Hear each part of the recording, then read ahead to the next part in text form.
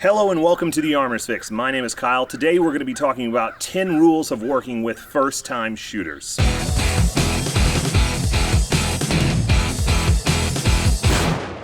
There's a lot of misinformation out there and a lot of people who lead people in the wrong direction, and that's one thing we want to try and avoid with this. Another thing is just some basic tips overall that people need to be mindful of when working with newer shooters and people who are uncomfortable with firearms just because they have very limited experience or exposure to them.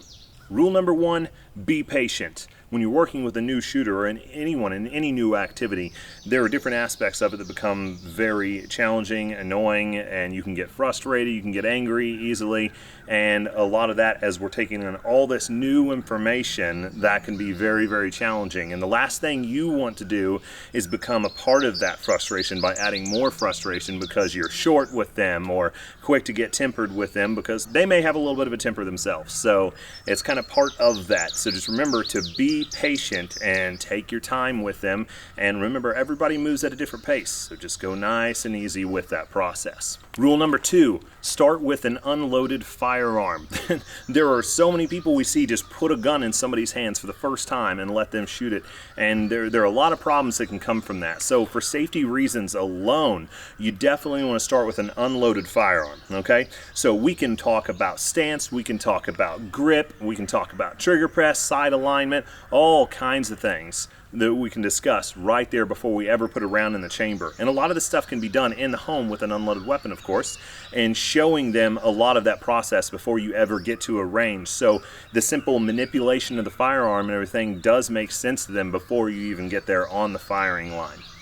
Number three, and the number one reason I created this video, stay away from big caliber firearms. There's this obsession with people around guns where they think it's funny or humorous to take a large caliber firearm and put that in the hands of a new shooter just so they can get one quick laugh or chuckle at the reaction to firing that firearm. The problem with this is you take a new shooter who's never done it before and scare the heck out of them to the point they don't have an interest in trying it again, and they go and talk with 2, 3, 4, 10, 12, 20 other people over the next couple of years about how bad of an experience it was, how scary it was. Remember, you are someone that they trust to teach them this skill set, to teach them working with firearms for the first time. So don't be that guy, especially in a time now where 2A is constantly attacked. Why would you want to push away people who could be big supporters of 2A, who can happily get involved in it and enjoy shooting as a hobby? Don't be that guy. Start with the small caliber guns, walking them into it with a 22 or something simple like just a basic 9mm. That's where we want to see you taking those new shooters and starting them up there. Now, as they enjoy it and they want to move forward, if they want to go shoot the big guns, that's fine, but walk them into it. Don't just start them with a big gun and turn them completely off to this industry, in a lot of shooters' cases, for life. That's not good, so don't be that guy. Number four, focus on a couple things at once. So you don't want to sit there and walk through, put your thumb here, put this finger there, that finger goes in there, you're going to watch the sights and da-da-da-da-da. Don't load them up with all that information. Start with the basics. Again, if you start with that unloaded firearm, it makes a lot of that easier. So once you come into the live fire range, same thing. Have them focus on something simple. Sights.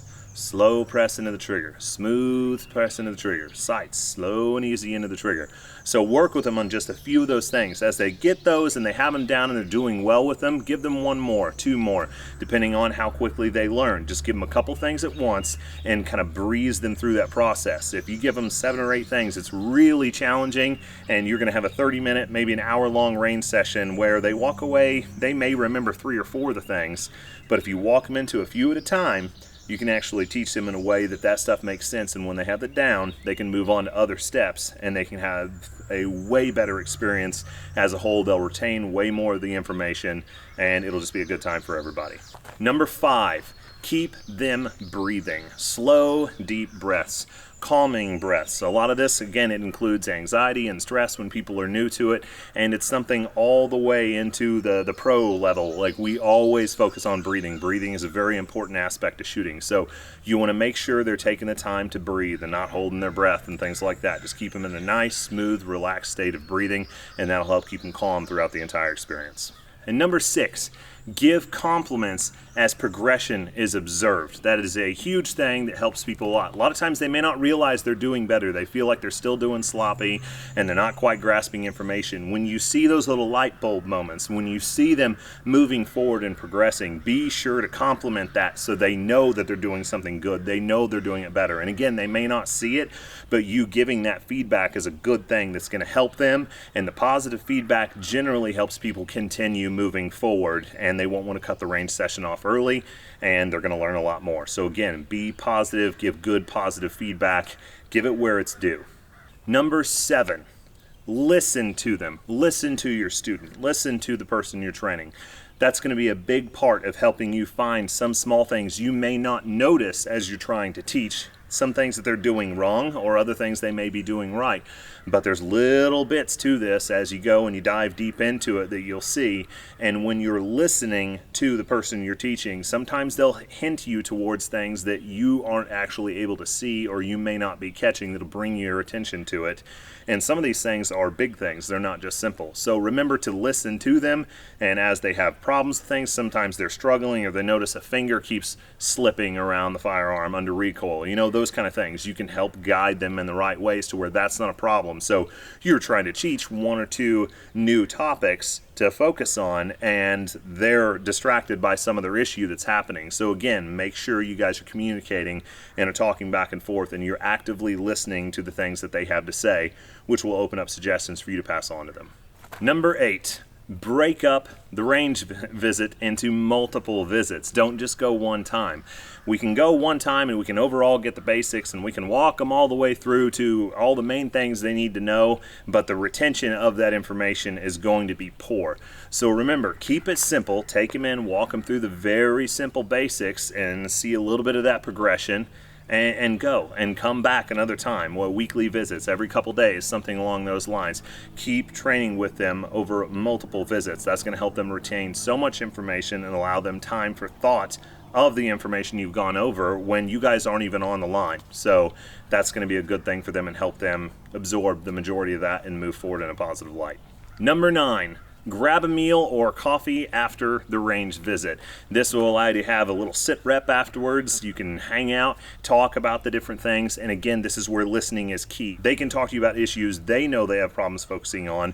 You can do the same. Again, be complimentary here, be positive, tell them and show them the things that they've been doing great. Progression pictures, they're huge here, so you can take pictures and everything while you're at the range and then show them. And again, when you return the next visit and everything, there's opportunities where you can show, see, you are getting better, here's what's better, here's your times are getting faster, and all that stuff. So again, those after action reports, if you will, or times where you can have a sit down and discuss it afterwards is really, really good. Again, you can pass along information in that time to where they can understand, again, here's the 3 things that I want you to focus on this week, you know, while you're thinking about shooting everything before we get back on the range again. That's very, very beneficial.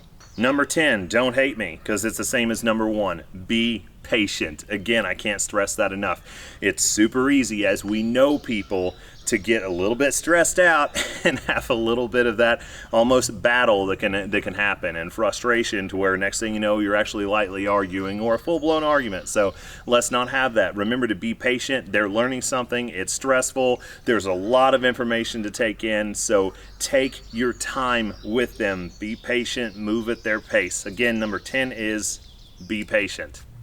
I hope you guys watching this understand, again, how vital this is to protecting the Second Amendment. Our goal is to reach out, find new people who are interested, bring them into the family of shooters who enjoy this as a hobby and, again, who want to fight for and protect what we have as the Second Amendment. So share this video with friends, go out, find new buddies to go shoot with, and with these rules, you should have a very positive experience with new shooters. Thanks for watching. Make sure you hit that like, subscribe button, and don't forget the bell icon for notifications. Especially as a gun channel, you guys aren't going to see a lot of the stuff that we post unless you're hitting that bell icon. So thanks again for watching. I'll catch you guys next time.